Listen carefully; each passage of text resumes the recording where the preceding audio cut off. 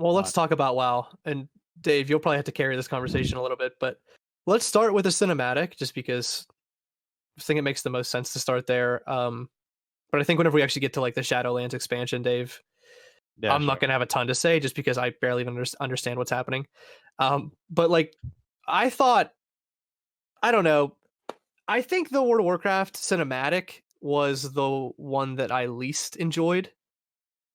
It was still cool. I mean, all three were very good. Um, for how long it was, I don't know how long. It's probably like 6 or 7 minutes. I would say the cinematic. I felt like not Yeah. much happened. It It's a wasn't, lot yeah, of 5.5, Sylvanas, like yeah. just walking around. 5.5, yeah. Um, the fight ensues between her and the Lich King, and it probably takes what 3.5 to 4 minutes, and Mm-hmm. I don't know. I just didn't really see a ton. I don't know how you guys felt, but that was kind of my takeaway. I I mean, felt like, similar, yeah. yeah. I mean, I like as a WoW player, like you're always hyped like to see Bolvar as a Lich King again, like in action. And I mean, I still loved it just because I'm a WoW fanboy. I can't not love it. It's just how I am. But it was like the big complaints I think were that like Sylvanas just like became so fucking powerful and she literally just shit on the Lich King like it was fucking nothing and ripped his fucking helmet off and ripped it in half. Mm-hmm. Like it was just like, do you know what I mean? Like she didn't even get like fucking scratched. Like it wasn't even a struggle. She just fucking shit on him like very easily. Yeah, but is she really that strong?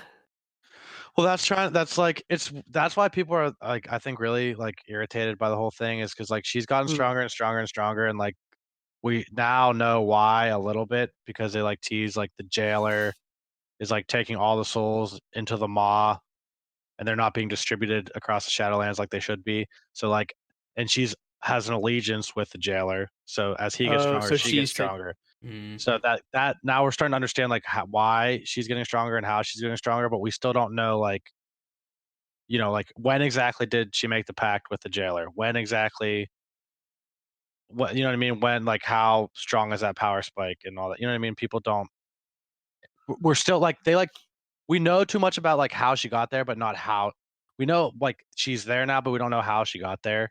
Like exactly how she got there, like what exact steps were taken.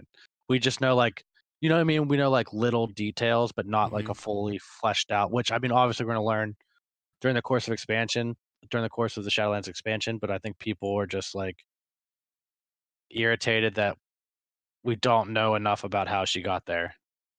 Like it's not Yeah. all fleshed out yet. Someone that And doesn't, like yeah, oh, I'm sorry, Dave, doesn't no, follow God, as closely. I mean, you see her like in BFA in the trailer, and she just, she's like on pretty much even playing field with like, was it like her facing off sort of like against like Anduin's moves at the time? yeah, And then like you see her in the next like follow up, like you said, like there's this power creep that's going on, and then I see her and she's still like seemingly like the focus. Everything I've heard about it's like Sylvana, Sylvana, Sylvana. She's like such a focal point and driving point of the story that do you feel like it's almost like overdone that she's been such a main player in the story for so long, but we've seen so many other people kind of just like come and go and cycle out. Do you know what I'm saying? yeah. Yeah, I don't know. Well, and like I mean, part of the problem is too, like with now, like with all like the data mining and leaks and shit, like everybody knows like kind of the story before it happens. So like Mm-hmm. everybody has like this 2020 hindsight. Like we're still in the current expansion, but like we already know like a lot of the story and like what's gonna happen because of data mining and leaking. So everybody's like, oh, this is fucking stupid. I already know it's gonna happen. But like it's you know what I mean? Like you don't get the story naturally anymore. Like everything leaks and data mines and like it kind of ruins it, if you will. Yeah, there's almost too much hype around games in general. Even with the Overwatch 2 leak, it was just like, okay, well, we already know it's here, so whatever. I mean, like I said, I still thoroughly enjoyed the cinematic. I thought it was fantastic. But the actual like release of the game and talking about the game, I don't know that people really cared that much because they already knew it was a thing. The cinematic was probably the only actual like new thing that people got. Mm-hmm. Right. When you say that, it almost feels like everyone's a little bit jaded. Like it's happened so many times where a game's released and you hear all these great features about it. It's gonna have this, it's gonna have that. We're gonna do this with it, that with it, and everyone's kind of getting to that expectation point here. Like, all right, well, we'll wait and see like what it's really all about before we start like really getting freaked out. I don't know. Maybe that's how I feel. I've seen a lot of people even saying lately that they won't buy a game as soon as they find out that it has loot boxes in it. And I mean, we talk about loot boxes a lot, and like I don't like the business model either, but like to base your purchases on that fact, especially if it's going to be a game that like doesn't abuse the system and is actually like a really well made game that you're going to enjoy. I mean, why would you not buy that like 6 months, or why would you make the decision to not buy that 6 months before the game comes out because you heard there might be some loot boxes? I don't know. I'm like semi in agreement with it because I get it, but at the same time, why hold yourself back and like put those bars on you? Just buy what you want to play and forget about it. That's a different message than what we've been preaching for a long time. Slightly, like told. Well, before we get too far away from WoW, I'm not saying to buy the loot boxes. I'm saying if you like the game, play it and don't buy the loot boxes. Okay. Yeah, get us back on WoW.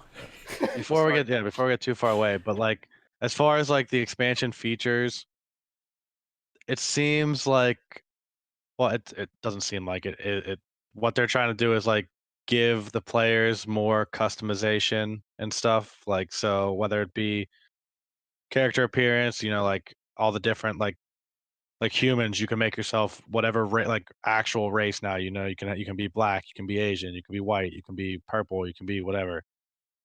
And like different, like, what I mean, if you want to be a dwarf, you don't have to be the cookie cutter dwarf, you can be like a fucking wild hammer dwarf, or what I mean, you can customize your character to a more specific, what I mean, you're not just a troll now, you can be like oh, I look more like a troll from this tribe or whatever, which I think that's pretty cool.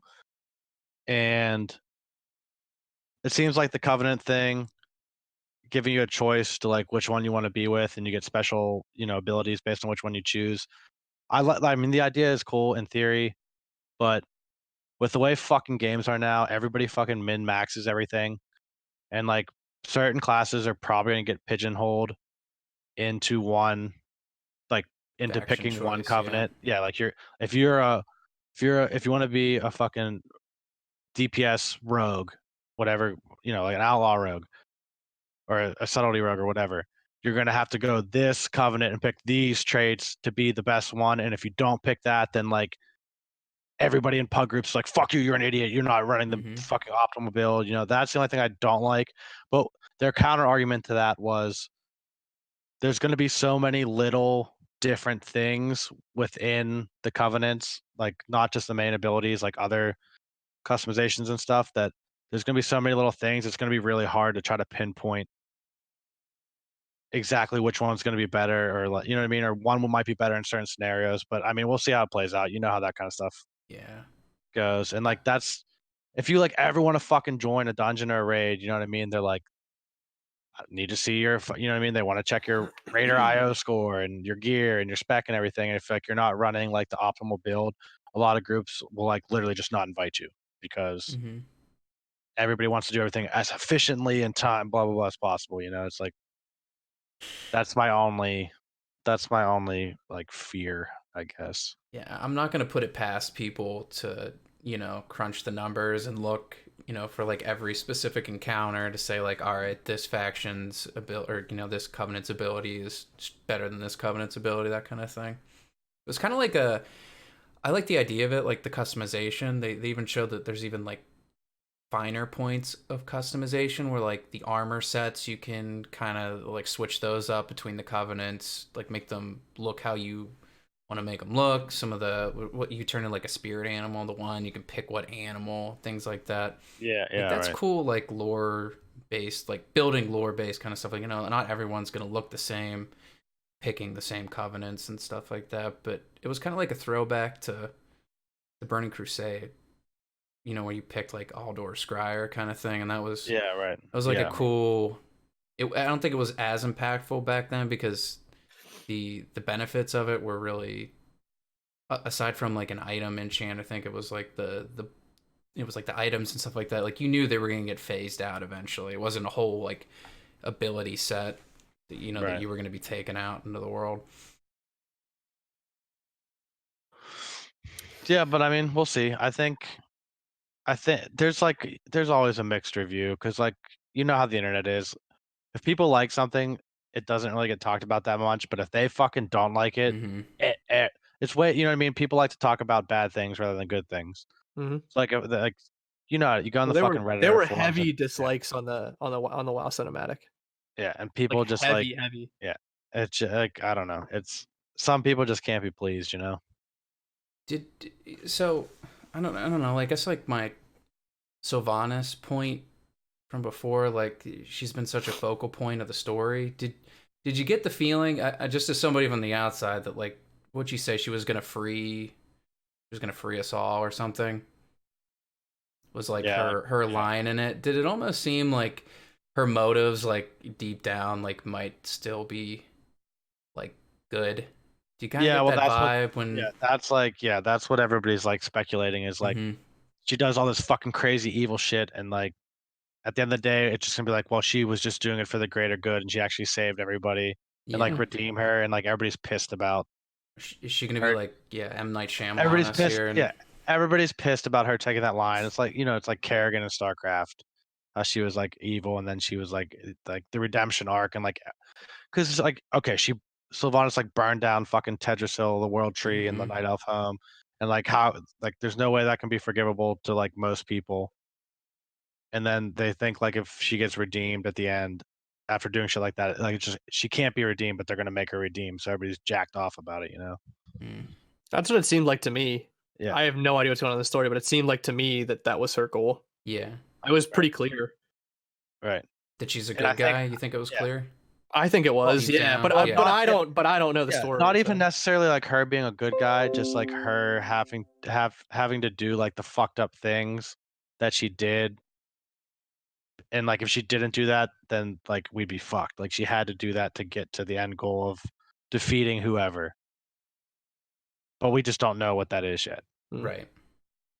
Until But like it's data mined yeah. and then it's spoiled. Yeah, And but like everybody, you know, everybody speculates like, oh, like we're gonna have to fight some boss, a jailer, whoever it may be, and no one's able to beat him or whatever, and we're just fucked. And then she comes out and like saves the fucking day, but then like you know what I mean, and then she like redeems herself or whatever, and I don't know, it's weird. We'll see. Well, It's just like yeah, stories leak so much now, and everybody knows like kind of what's going on, and it doesn't matter how good the story is. There's always going to be like a giant faction of people that bitch. You know what I mean? Like nobody like when it comes to like lore, especially WoW lore, everybody's fucking insane. Like mhm. if anything deviates or anything gets retconned, everybody fucking flips their shit and freaks out. So I don't know. We'll see, I guess. Yeah, you honestly can't win.